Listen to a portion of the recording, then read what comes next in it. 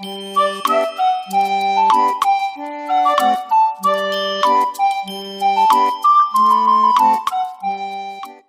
2, subtema 4, pembelajaran yang kelima. Mari adik-adik kita belajar dengan penuh semangat. Lakukanlah pengamatan sederhana berikut. Sediakan alat dan bahannya. Nah, kita akan belajar tentang pengamatan keragaman benda. Alat dan bahan yang perlu kalian persiapkan ini adalah bola, kayu, dan balon. Petunjuknya, amatilah alat dan bahan tersebut satu persatu. Ini adalah bola yang akan kita amati nih adik-adik. Ciri-ciri dari bola ini bentuknya bulat. Warnanya macam-macam, ada merah, kuning, ungu, hijau, putih, hitam, dan lain sebagainya. Ini terbuat dari plastik dan karet. Kegunaannya untuk bermain dan berolahraga. Ini termasuk dalam benda padat, tetapi di dalamnya itu berisi benda gas, sehingga membuat bola ini menjadi menggelembung. Benda berikutnya yang kita amati adalah kayu. Ciri-ciri dari kayu adalah ada yang bentuknya bulat, ada yang papan persegi panjang. Warnanya coklat, keras, dan kegunaannya untuk bahan bangunan, bahan membuat kertas dan tisu, termasuk dalam benda padat. Benda yang kita amati adalah balon. Nah, ciri-cirinya apa ya dari balon ini? Bentuknya bulat, berisi udara atau gas. Warnanya warna-warni, ada putih, biru, hijau, kuning, ungu, dan lain sebagainya. Terbuat dari karet adik-adik, sehingga ini bisa melar, jadi bisa menggelembung karena terbuat dari karet. Kegunaannya untuk bermain atau untuk hiasan juga bisa. Termasuk dalam benda padat dan isinya adalah benda gas. Nah, itu tadi 3 benda yang kita amati bersama-sama. Perhatikan gambar berikut. Kelompokkanlah hal yang harus dilakukan dalam kehidupan sehari-hari di tempat wisata. Berikan tanda centang pada gambar yang harus dilakukan dalam kehidupan sehari-hari di tempat wisata, dan berikan tanda silang pada gambar yang tidak boleh dilakukan dalam kehidupan sehari-hari di tempat wisata. Gambar yang pertama adalah membuang sampah di tempat sampah. Berarti ini yang harus dilakukan atau tidak? Ya, ini harus dilakukan, maka kita beri tanda centang. Berikutnya adalah mengantri saat membeli tiket di loket. Ya, ini harus kita lakukan. Nah, ini memetik bunga di taman bunga. Ini tidak boleh kita lakukan adik-adik, karena ini akan merusak lingkungan. Lalu berikutnya adalah berjalan di tempat untuk khusus pejalan kaki. Ya, ini boleh kita lakukan. Menginjak-injak tanaman. Tidak boleh adik-adik. Lalu mencoret-coret patung di museum nih. Ini di tempat wisata juga nih. Boleh atau tidak adik-adik? Ini tidak boleh kita lakukan. Sekarang kelompokkanlah hal yang harus dilakukan dalam kehidupan sehari-hari di rumah. Kita beri tanda centang nih adik-adik pada gambar yang harus dilakukan dalam kehidupan sehari-hari di rumah, dan memberikan tanda silang untuk gambar yang tidak boleh dilakukan dalam kehidupan sehari-hari di rumah. Nah, ini adalah gambarnya. Gambar yang pertama adalah membuang sampah sembarangan. Maka ini adalah kegiatan yang tidak boleh kita lakukan. Lalu kita mengejar-ngejar hewan nih adik-adik ya. Mungkin ini kucing yang mengambil makanan kita. Nah, kita tidak boleh seperti ini adik-adik. Ini tidak boleh dilakukan. Kita tidak boleh menyakiti hewan. Lalu membersihkan rumah. Ya, ini yang harus kita lakukan di rumah kita. Membaca sambil tidur adik-adik. Ini tidak boleh dilakukan. Menyirami tanaman boleh dilakukan. Merapikan buku di almari buku. Nah, ini yang harus kita lakukan di rumah.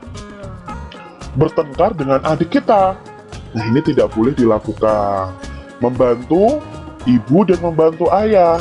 Ini harus dilakukan. Itu adalah kegiatan yang boleh dilakukan dan yang tidak boleh dilakukan dalam kehidupan sehari-hari di rumah.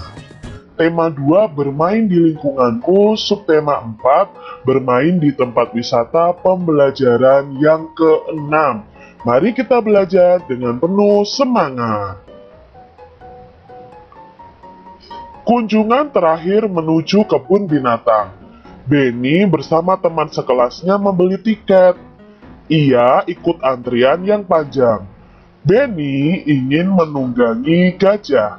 Nah, di sini Benny dan teman-temannya pergi ke kebun binatang. Benny ingin naik gajah, adik-adik. Menunggangi gajah. Di kebun binatang Ragunan, Benny ingin menunggangi gajah. Ia bersama guru dan teman lainnya membayar sewa naik gajah. Mereka dipandu oleh pemandu di kebun binatang, khususnya yang bertugas mengurus gajah. Benny berhati-hati menaiki gajah. Langkah menaiki gajah yaitu siapkan gajah dalam posisi kaki menekuk. Gajah akan menekukkan kakinya setelah mendengarkan aba-aba dari pemandu. Pemandu pertama kali menaiki gajah. Penumpangnya akan dibantu menaiki gajah oleh pemandu lainnya. Setelah kaki gajah ditekuk, penumpang langsung menaikinya. Gajah akan berdiri setelah diberi aba-aba oleh pemandu. Caranya dengan menepuk kaki pemandu itu sendiri ke badan gajah.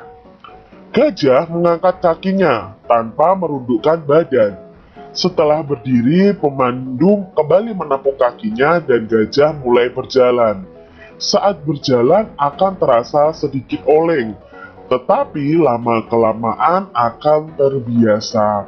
Nah, ini adalah cerita Benny yang menunggangi gajah dan langkah-langkah bagaimana menaiki gajah.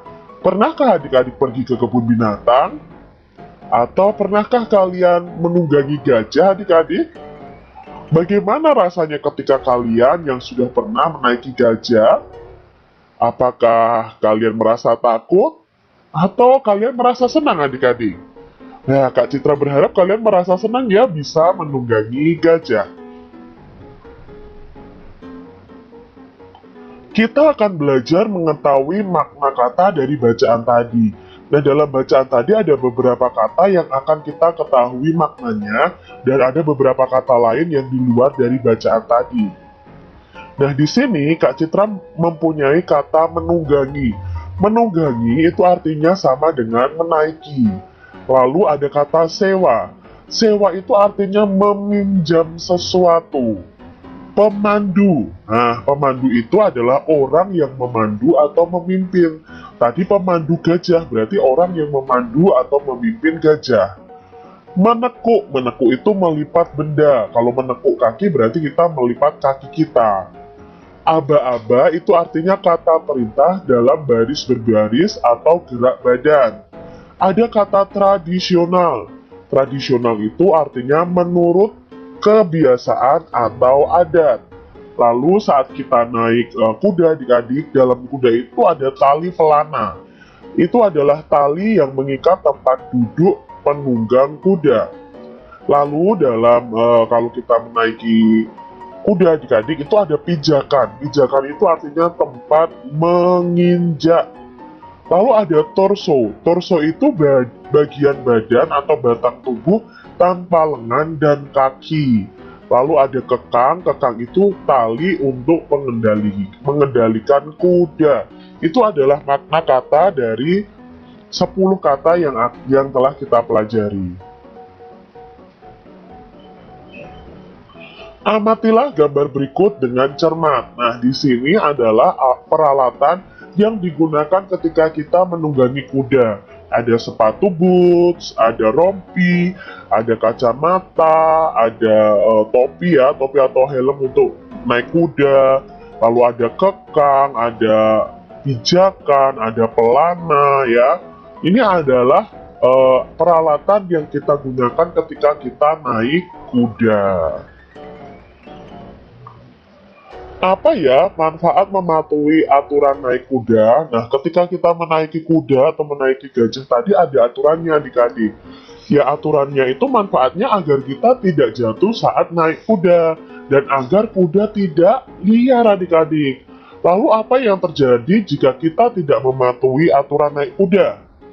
Ya, akibatnya kuda bisa liar, memberontak, dan membahayakan keselamatan penunggang kuda. Penunggang kudanya bisa jatuh. Ya, jadi setiap aturan itu pasti ada manfaat dan ada akibat jika kita tidak mematuhi aturan tersebut. Bagaimana manfaat mematuhi aturan di tempat wisata dalam kehidupan sehari-hari? Otomatis manfaatnya jika kita mematuhi aturan di tempat wisata, kita akan merasa nyaman adik-adik. Kita akan aman juga untuk berwisata dan kita tidak membahayakan orang lain. Lalu bagaimana akibatnya jika berperilaku yang tidak sesuai dengan aturan di tempat wisata? Ya otomatis itu akan membahayakan diri kita. Itu membuat kita tidak aman, membuat kita tidak nyaman, dan bisa membahayakan orang lain. Contohnya ketika kalian pergi ke kolam renang misalnya ya, kalian harus mematuhi aturan yang ada. Misalnya anak kecil harus berenangnya di kolam yang khusus anak kecil, tidak boleh di kolam yang khusus anak atau orang dewasa. Nah itu kalau kita mematuhi kita akan aman. Tetapi kalau kamu melanggarnya, kamu masuk ke kolam renang yang dalamnya mungkin 2 meter, itu akan berbahaya bagi diri kalian. Bagaimana manfaat mematuhi aturan di rumah dalam kehidupan sehari-hari? Tentu di rumah adik-adik semuanya ada aturan. Nah, jika aturan itu kita patuhi, maka manfaatnya ya, satu, membuat keluarga kita nyaman dan aman. Rumah kita tertata dengan rapi. Rumah kita akan teratur adik-adik. Kehidupan kita juga akan teratur dan disiplin. Itu adalah manfaat mematuhi aturan di rumah. Bagaimana akibat yang tidak akibatnya kalau tidak sesuai dengan aturan di rumah, kalau kita tidak mematuhi aturan yang ada di rumah? Nah, adik-adik akibatnya ya kita akan merasa tidak nyaman dan aman di rumah kita. Rumah kita akan berantakan, rumah kita tidak menjadi teratur. Itu akibat kalau di rumah kita sendiri kita tidak mematuhi aturan yang ada. Benny, coba lihat, di kebun binatang ada berbagai jenis hewan. Banyaknya kijang di kebun binatang ada 48 ekor. Kandang kijang ada 4. Setiap kandang berisi kijang yang sama banyak. Berapa ya banyak kijang di setiap kandang? Tanya Udin. Lalu Benny menjawab, banyak kijang di setiap kandang dapat diketahui dengan membagi bilangan 48 dengan bilangan 4, yaitu 48 dibagi 4 sama dengan 12. Jadi dapat diketahui bahwa banyak kijang di setiap kandang ada 12 ekor. Nah, kita sudah belajar di pembelajaran sebelumnya tentang pembagian. Pembagian itu bisa dicari jawabannya dengan pengurangan berulang sampai hasil akhirnya adalah 0. Nah, sekarang Kak Citra punya soal pembagian, 2 kali pembagian ini. Kita akan kerjakan bersama-sama. 16 dibagi 8 dibagi 2. Mana dulu yang harus dikerjakan? Ya, yang harus dikerjakan adalah bagian depan dulu. 16 dibagi 8. 16 dibagi 8 itu sama dengan 16 dikurangi 8 sampai hasil akhirnya adalah 0. 16 dikurangi 8 sama dengan 8. Dan di sini hasil akhirnya belum 0. Nah, karena belum 0, kita kurangi lagi. 8 dikurangi 8 sama dengan 0. Nah, karena sudah 0 di sini, otomatis kita tinggal menghitung ada berapa kali pengurangan. Ada 2 kali pengurangan, berarti 16 dibagi 8 sama dengan 2. Maka kita tulis di sini 2. Apakah sudah selesai adik-adik? Ya, belum. Kita bagi lagi dengan angka 2 ini. Ya, kita tuliskan 2 dibagi 2. Nah, tidak perlu kita pakai pengurangan berulang karena kita sudah tahu jika angka tersebut dibagi angka itu sendiri, maka hasilnya adalah 1. Jadi 2 dibagi 2 hasilnya itu 1.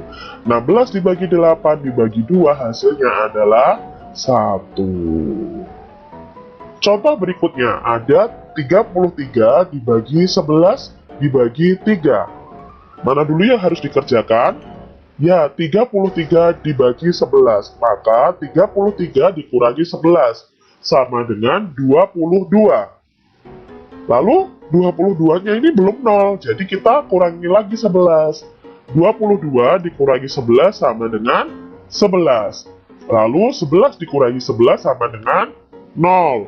Jadi, 33 dibagi 11 ada berapa kali pengurangan?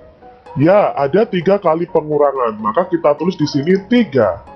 3 dibagi 3 sama dengan 1. Itu tadi adik-adik cara membagikannya.